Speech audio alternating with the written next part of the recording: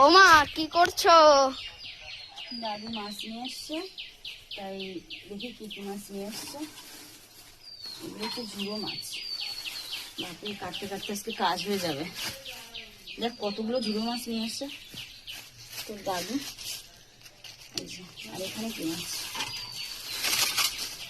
এখানে চিংড়ি মাছ নিয়ে এসছে।